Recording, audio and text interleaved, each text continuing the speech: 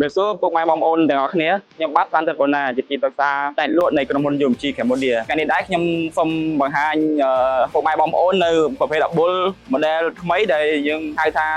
model DH13B3 ឬក៏យើងហៅទូទៅថាជាប្រភេទអាបុល DH តើអាបុល DH13B3 នេះមានចំណុចពិសេសអ្វីខ្លះតោះយើងចាំតាមបានទាំងអស់គ្នាបាទចំណុចពិសេសទី1គឺទៅលើម៉ាស៊ីនតោះយើងមើលបងប្អូនគ្នាបាទសម្រាប់អាបុល DH13B3 នេះបំពាក់ទៅដោយម៉ាស៊ីនវៃឆៃដែលមានចំនួន6ស៊ីឡាំងឬក៏យើងហៅថា6ម៉ាស៊ីនហើយ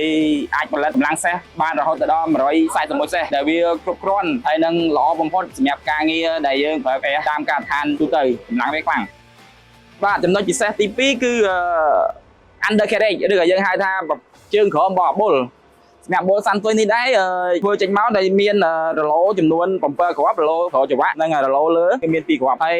ជាមួយនឹងបតាំងប្រភេទបតាំង stop change នេះមានប្រវែងរហូតដល់7តឹកអញ្ចឹងអានេះគឺស័ក្តិសមបំផុតសម្រាប់ការដ្ឋានមានដីទុនឬក៏ការដ្ឋានដីបាទចំពោះចំណុចសំខាន់ទី3គឺបុលសាន់ទុយ DH13B3 នេះគឺមានទំហំប៉ែលធំរហូតដល់3.07 ម៉ែត្រគីបឯណោះតែអាចធ្វើឲ្យការងារយើងធ្វើការបានលឿនឈុះដីការងារឡានត្រឹម10-20ឡានគឺងាយស្រួលបំផុតបាទចំណុចពិសេសទី4គឺបុល DH13B3 នេះបំពាក់ដោយស្រាងចំនួន5 1 2 3 4 5អញ្ចឹង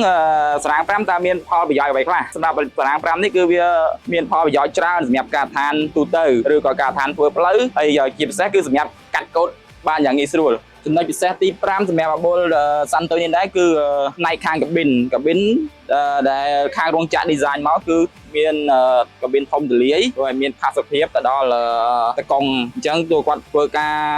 យូរម៉ោង 8-9 ម៉ោងក៏គាត់អត់មានអារម្មណ៍ថាធុញទ្រាន់ដែរសម្រាប់នៅពេលដែលគាត់បានកាន់អាបុលសាន់ទុយនេះ